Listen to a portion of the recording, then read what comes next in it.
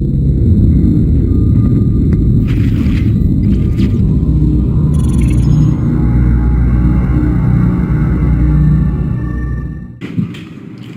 this session, let's understand classical reports. Classical reports are in a way outdated. They are replaced with ALV reports. So whenever you want to develop a report, we no more use these classical reports. But sometimes you may come across some old programs that you may have to edit. So in those situations, you need to have some idea about these classical reports. So I won't go too deep into these classical reports. I'll just discuss about the different events that you can use while developing these classical reports, so that if you have to maintain certain old programs, you know where exactly you have to make the changes. Classical reports are the reports that are generated using write statements. So when you use a write statement, it generates a classical list and the report output will be displayed on this classical list. So when you're processing this classical list, there are certain events that you can use. There are 4 events: top of page, end of page, headline selection, and @user command. These are the 4 list events that you can use when you're working with a classical report. Out of this, top of page and end of page events are triggered before the list screen is displayed, and headline selection and @user command are triggered after the list screen is displayed. So in reports, we can have a normal report where you simply show some output to the user and it doesn't react to any of the user actions on that output. Or else you can also create an interactive report where you show some output to the user and the user can click on certain buttons in the report output and your report will react to those events, so which we call them interactive reports. So when you want to create an interactive report, we use this headline selection and @user command events. Otherwise, if it is a normal report, you won't be using those events. Out of these 4 events, top of page is triggered when the first write statement is executed or when a new page starts. This event we use if you want to print some header information on the report, like your company information or company address or anything like that. Then end of page is triggered at the end of the page. So at the end of each page, you want to print some disclaimer or some footer information, then we use this end of page. Headline selection is triggered when the user double clicks on your report output line. So if you have planned to create some drill down reports, such as you show some header data on the main page, and when the user double clicks on this header information, you can show the item related information for that header record. So in such scenarios, you can use this headline selection event, and @user command event is triggered when the user selects any of these GUI buttons on the report output. So on the report output, you can keep some buttons. Let's say in the application toolbar, you can keep some PDF button, and when the user clicks on that PDF button, he'll be able to download the report output as a PDF file. So if you want to handle that PDF generation logic, then you can use this @user command event and write your code under that event. So let's quickly go through these events one by one. To demonstrate this, I'll create one basic program. I'll create this report which we tried previously about showing plant details for a given material. So I'll quickly create the code. I'll create one structure for MARC.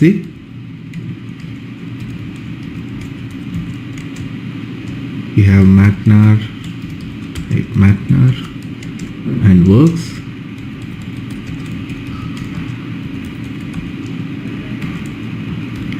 Then I'll use one structure for MAKT.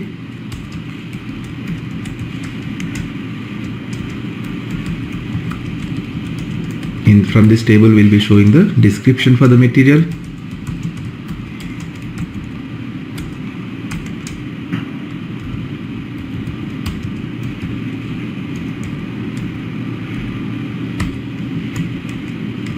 Then I'll use one structure for T001W.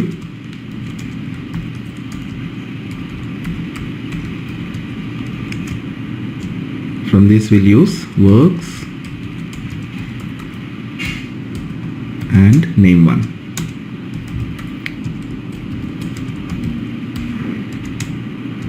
I'll be using the same report to show you ALV, smart forms and all these things. Now I'll create the data objects, data IT MARC, type standard table of TY MARC.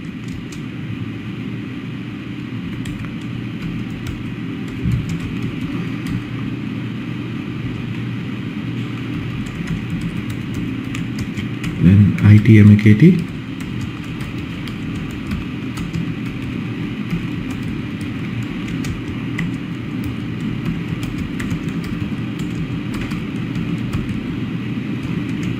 And IT T001W type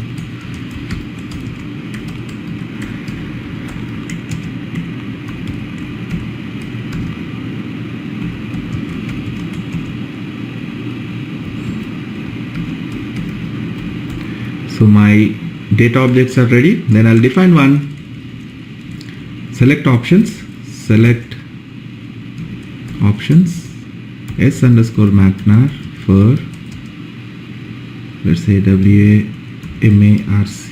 matnar. Then I'll use this at select at start of selection.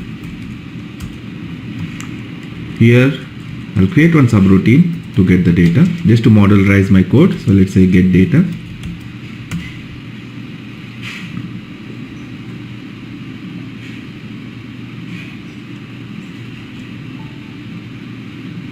In this I'll write my select statements. So I'll say select matnar works from MARC into table IT MARC, where matnar in smatnar. Then I'll select, I'll say if size of RC is initial, then I'll say select works name1 from T001W into table IT T001W, where works, I have to use the for all entries. So I'll say for all entries in IT MARC, where works equals to IT MARC works. So this should get me all the plan descriptions for all the entries in IT MARC.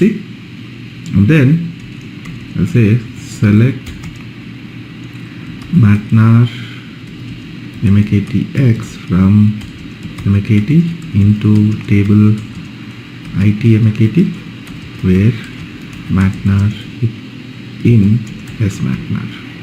So this should get me the description. So I have my data in all these three tables.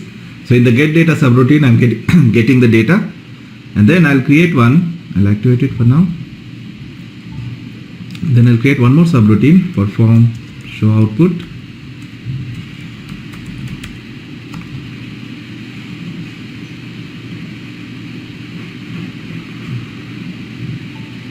And here I'll loop MARC, then read MAKT to get the description.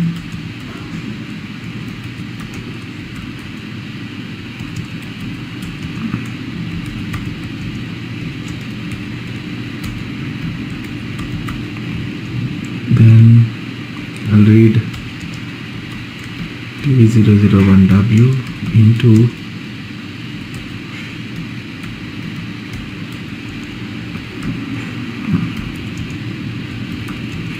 works equals to WAMARC works. So this should get me the plan description. Then I'll say write WAMARC matnar MAKT-X WAMARC works and WAT001W name 1. I'll just remit my select to this MAKT to English language or the logon language. So I'll say Sai language. Now if I execute this program,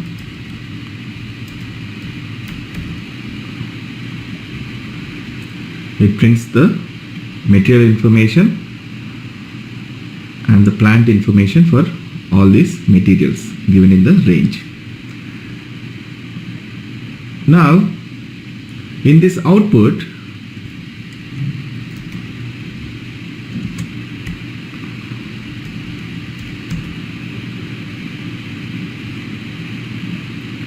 if I want to print some header data, so basically when you show this classical report, the user has an option to take a printout of this report, and when he's printing this report, we may want to print some header information at the top of the page like your company name, address or whatever, and based on the data this print can go into multiple pages. So at the end of each page you want to print some footer information, and when you're printing the new page, again you want to print the header information on the new page and then footer on the new page. So if you want to handle those things, you can use this top of page event. So if I say top of page, then this event is triggered when the system encounters the first write statement in your program, and after that subsequently on each new page. So if I say write, let's say header,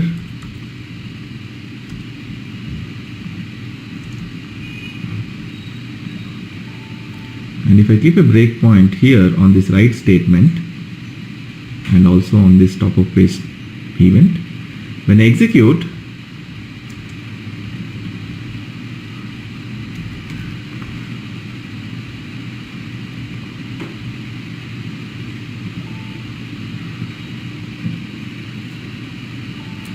it has come to execute this write statement. Nothing is printed in the output. Let me actually switch to the classic debugger.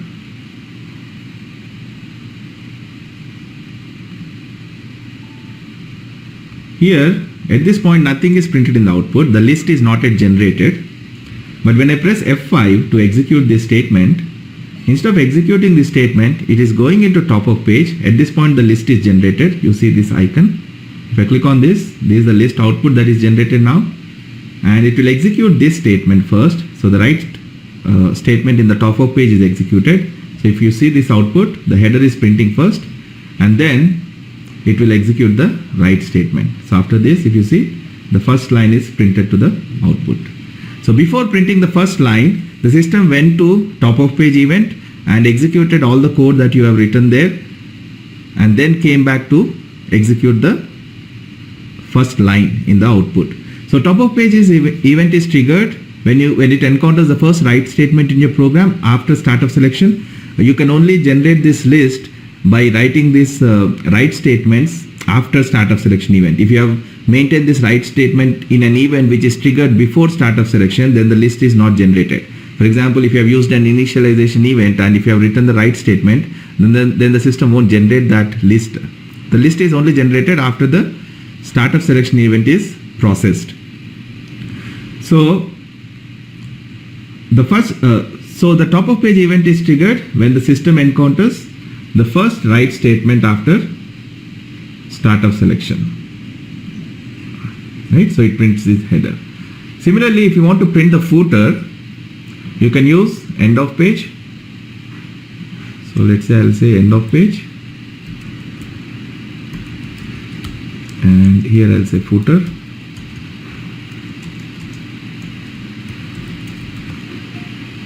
Now in a live class, if I ask people when is end of page triggered, then they'll generally guess when the last write statement is executed.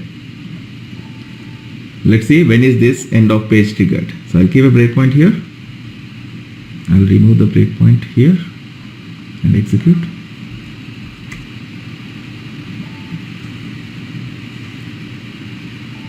It is calling this top of page event. It is printing that, and then it's going to the write statement. And if I press F8, if end of page is triggered, it should again stop, but it did not further stop in the debugger. It just issued the output. And if you see the code I've written, the write statement I've written in end of page is not executed at all. You don't see that footer being printing anywhere, right? So end of page is not executed when it encounters the last statement. For the system to print this end of page, you need to first tell the system how many lines are you expecting per page. And this depends on what paper the user will be using to print this list output, right? So if he is using A4 size paper, then maybe it can accommodate 20 lines per page.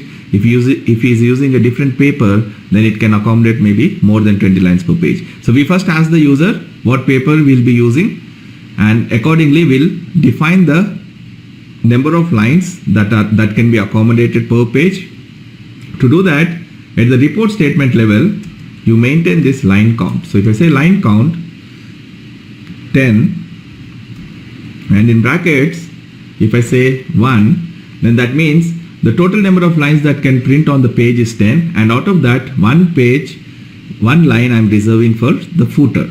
So after every 9th line, the system will print this end of page event, or the system will trigger the end of page event, and whatever write statements you write there will be printed in the output. So now if I see the output, so it has executed end of page now.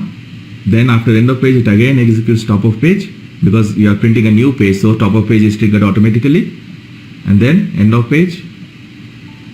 So it has printed 3 pages. Here on the right hand side you can see the page number 1, 2, 3, and after every 9th line, considering this also, so this is line number 1, 2, 3, 4, 5, 6, 7, 8, 9. After the 9th line, it is printing the footer, and then a new page starts. So on new page again, the header is printed, and then the footer is printed, and then again the third page starts, header is printed. But if you see on the third page, it did not print the footer, because the footer is printed only when the page is filled.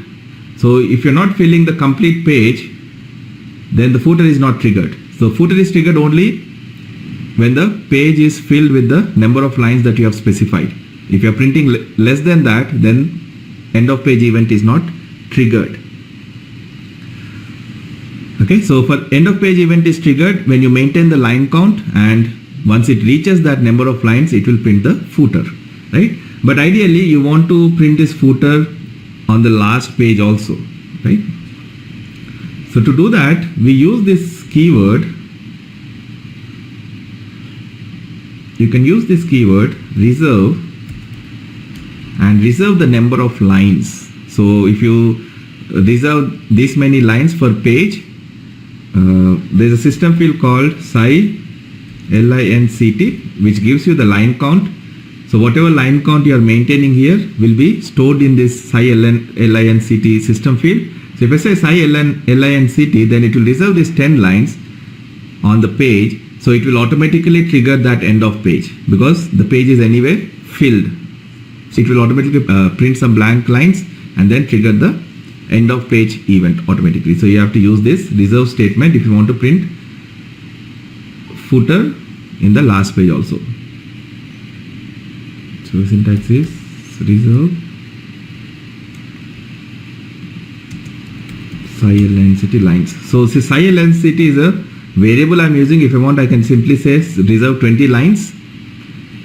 But if somebody changes this line count in future, then this you have to update this count also. So instead of that, if we can use this sci linct and lines. Now if you see,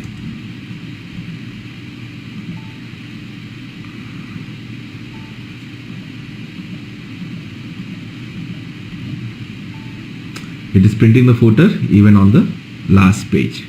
Okay, so this is your top of page and end of page events, which you can use to print the header and footer information on your page, and these events are triggered before the list is displayed to the user. Now this is a normal report, so it doesn't really react to my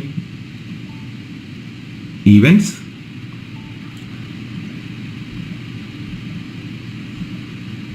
In the sense, it doesn't react to my user actions. For example, if I double click on this line, nothing happens and there are no GUI buttons that I can select. So if I want to make this report interactive, then I can load a GUI status that will be displayed here, and similarly I can make it react to this double click event. For example, let's say in this report output we are only showing the basic information about the material, and if the user wants to see more information, he can double click on this material and we can take him to MM03 transaction where he can see more information about the material, right? So to do that, I can use this @line selection event,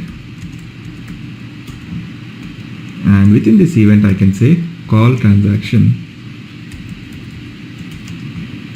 MM03. Now when the user double clicks on a line, it will trigger this @line selection event, and in this event I am calling this MM03 transaction. So it should take the user to that transaction. I am removing these breakpoints. Now if I give a range and execute, if I double click here, now it takes me to MM03 where I can see more information about this material and come back to my program. Okay. Now if you want to transfer this value on which the user is double clicking, then you can use this statement. When you are using this write statement, you can immediately after the write statement you can use this hide statement. So I can say hide WAMARC matnar, whichever field I am printing in the output, the same field I can use this hide statement, so that the system simply maintains a list of the data that is being printed in each line, and when you double click on that particular field, that value will be copied to this field. Okay, so in the first line it will remember that it has printed 100 as a material number, and it will make a index of that when you use the hide statement, and then when I double click on that line, that value will be copied to this field, whatever you are printing in the output. So here in the previous session we've already seen that MM03 input field was pointing to this SAP memory MAT. So here I can say set parameter ID MAT field WAMARC matnar. What this will do is, when I double click, the value on which I am double clicking will be copied to this matnar field. We'll keep a breakpoint and see, and I am setting that in the memory, so that when MM03 is called, that input field will automatically retrieve the value from SAP memory.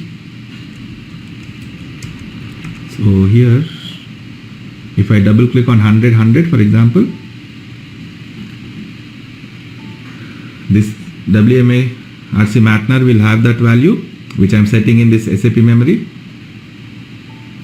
and that will be transferred here automatically. Similarly, if I double click on, let's say 101 here, WAMARC matnar will have 101, and that will be transferred to MM03. Okay, so you can use this hide statement. The only thing is you have to use this hide statement immediately after the write statement whenever you are printing the output. Okay, but as I said, these classical reports are outdated. You are never going to generate your reports using these statements. But yes, if you come across some old program where they have used all this, then you should be able to understand what they are trying to do there. Okay, so this is how you can identify the user is double clicking. And if the requirement says, if I double click on material, take me somewhere, but if I double click on plant, do something else, then you should also identify which column the user is double clicking, whether it is double clicking on the material number or whether it is double clicking on the plant number. So to identify which column the user is double clicking, you can use this statement. Let's say data v_field type char 50. I can use this statement get cursor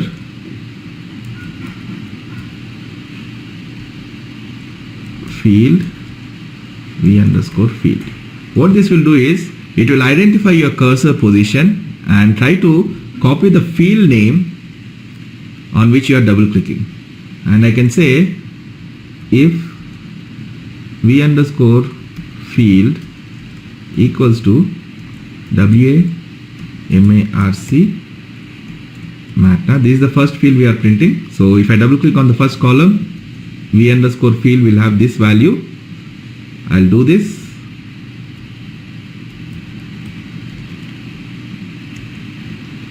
Or I can say else if v underscore field equals to WAMARC works. Then I'll do something else. So you can write your logic this way. Now remember, when you're comparing the field names, it should be in uppercase. Now if I keep a breakpoint here and execute, if I double click on this material number column, it will copy that name to this v underscore field once I execute this get cursor field statement. And I'm checking in my condition, I'm checking if that is the field, do this. So it will execute this code. And if I double click on this plant number, this get cursor field statement will get me works, whatever field I'm printing in that column. And there I'm checking to do something else. Okay. So like that you can also identify which column the user has double clicked. You can also use this get cursor line statement to identify which row the user has double clicked. Okay. So this is how you can provide some drill down functionality to your reports, where you show some basic information on the basic list screen. This screen that you are seeing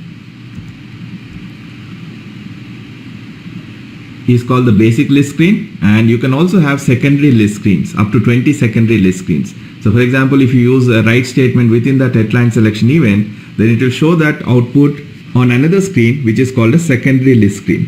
Again, if you double clicks on that line in the secondary list, it will again trigger headline selection event, and again if the write statement is executed, it will generate one more basic secondary list. So like that you can have up to 20 secondary list screens. So we used to use this for drill down reports, where you show some basic information on the basic list, and when the user double clicks on that record, you show the detailed information on the secondary list screens. Okay.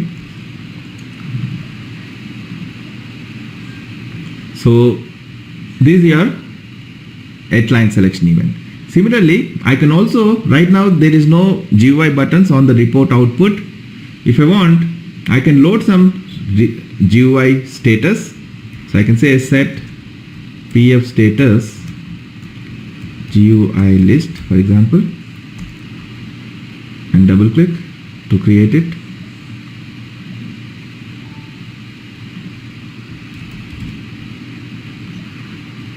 And let's say I'll create one PDF button here.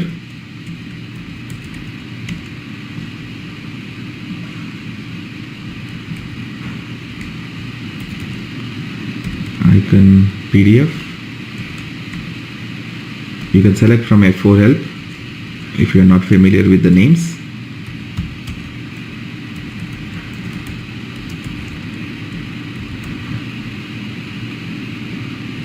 Let me say PDF here.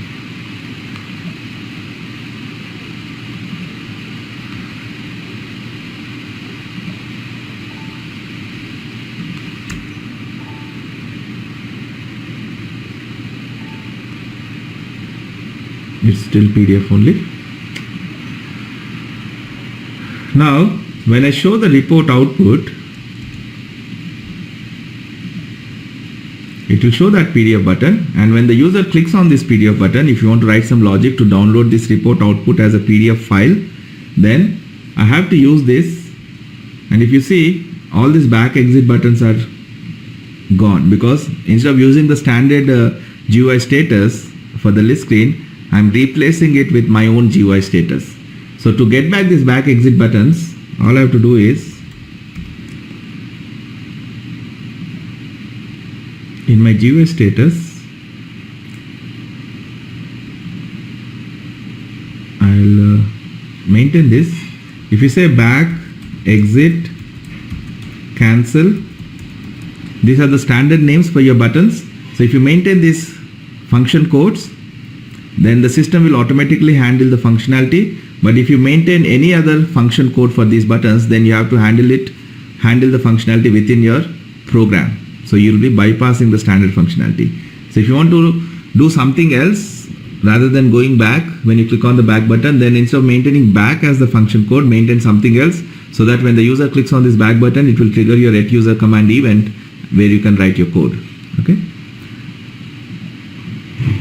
And similarly, once I load my own GUI status, the @line selection event will stop working. Okay. For example, if you see this now, since I'm loading my own GUI status, I got this back buttons. If I click on back, it works. I don't have to handle it in my program because I maintain the standard name. But if I double click on this material number, nothing happens. The @line selection event stopped working. To make it work, since you are overriding the standard GUI status, to identify that you have used the double click, it actually uses this function code pick for this F2 button, choose button. And in your custom GUI status, if you maintain pick as the function code for this F2, then your @line selection event will start working again. So you have, when you are loading your own custom GUI status, make sure you maintain these function codes back, exit, cancel for these buttons and pick for this F2 button, so that you can get the standard functionality as well as your custom functionality. Now here I can maintain @user command event, and within this I can say if SciUCom is the system field which has the function code, so when you select a button, that function code will be copied to the SciUCom field.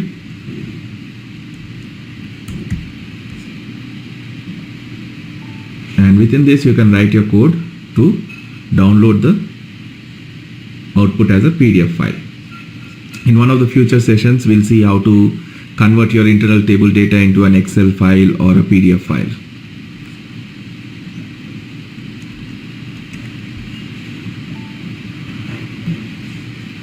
Or else I'll just simply give you the code that you can save in your system, so you can use it anytime you want to convert your internal table data to a PDF or Excel file. So now if I double click, the @line selection event works. Similarly, if I click on this button, it triggers this @user command event and SciUCom will have that function code. Okay. So these are the 4 events that you can use in your classical reports: top of page, end of page, @line selection and @user command. Top of page is triggered when it encounters the first write statement or when a new page starts, and it is typically used to print some header information on your list output. End of page is triggered when you assign the number of lines for your report output, and once it reaches that many lines, it will trigger end of page, and we typically use it for printing some footer information on every page. @line selection event is triggered when you double click on the report output, and @user command is triggered when the user selects any of the GUI buttons on the report output. Okay, so that's about your classical reports. These are the basics. If you understand these basics, that should be good enough for you to maintain any programs in future, any old programs. But when you get a new development to develop a report, then you don't use these classical reports. We'll be using this ALV reports. So we'll discuss about these ALV reports in the next session.